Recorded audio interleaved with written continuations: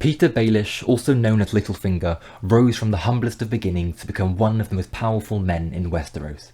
His story begins in the Vale, where his family held a small and insignificant piece of land in the Fingers, a far cry from the great noble houses of Westeros.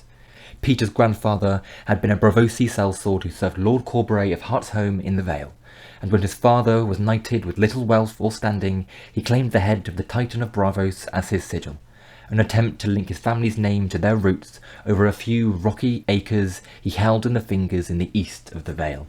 Petyr's mother Elaine married Lord Baelish, and together they had Petyr. During the War of the Ninepenny Kings, a war between Westeros and the Band of Nine, led by Maelys the monstrous Blackfire, often labelled as the Fifth Blackfire Rebellion, Petyr's father formed a friendship with Lord Hoster Tully of Riverrun. This connection would become crucial in Petyr's ascent. After the war, Hoster Tully offered Petyr a place at Riverrun, where he would be fostered as a ward alongside Hoster's children, Catelyn, Lysa, and Edmure Tully. At Riverrun, Petyr was given the name Littlefinger by Edmure, referencing his small stature and the land his family controlled in the Fingers. Petyr became close with the Tully children, especially Catelyn and Lysa, but his feelings for Catelyn were more than just friendship. He fell deeply in love with her, though she only saw him as a brother. Lysa, in turn, fell in love with him, the start of a heavily complicated relationship in Petyr's life. Tension arose with Petyr when Catelyn became betrothed to Brandon Stark, the heir to Winterfell. At just 15 years old, Petyr foolishly challenged the older, stronger Brandon to a duel for Catelyn's hand. Petyr was no match for Brandon, and he was severely wounded in the fight, though he refused to yield. The battle ended when Brandon dealt a backhanded cut so brutal it almost killed the boy. While recovering at Riverrun, Petyr was cared for by Lysa, and she snuck into Petyr's room late one night, and they slept together. After Petyr recovered, Lord Hoster sent him away from Riverrun, and Petyr never saw Catelyn again until later in their life.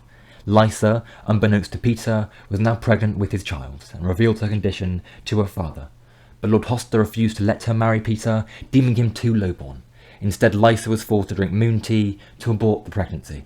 For Petyr, his journey to power was just beginning.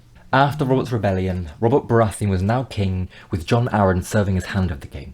Lysa Tully, now married to Jon, used her influence to give Petyr his first official post in the Vale.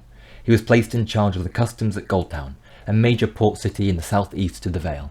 There, Petyr increased the port's revenue tenfold.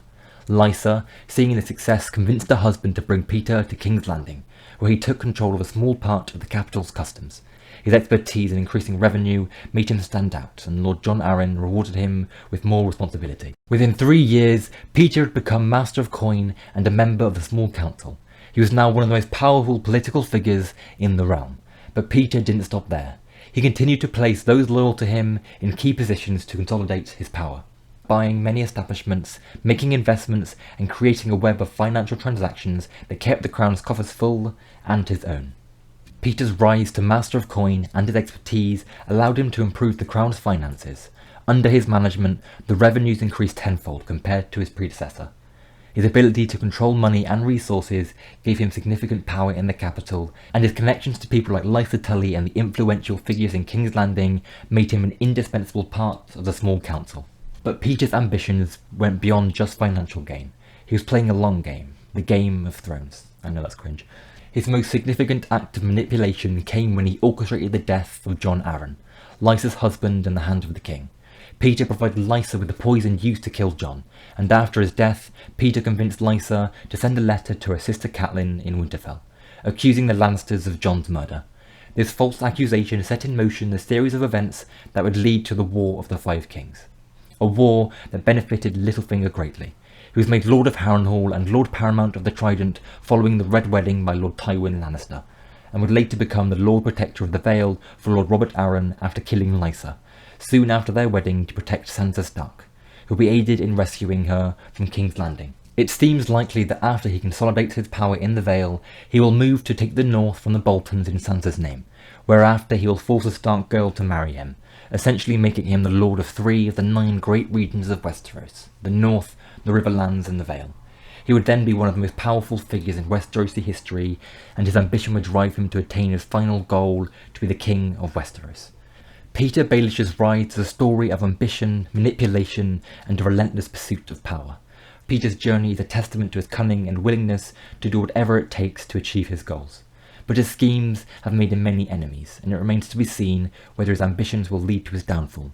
One thing is certain, Petyr Baelish's story is far from over, and his web of lies and deceit may catch up with him in the winds of winter.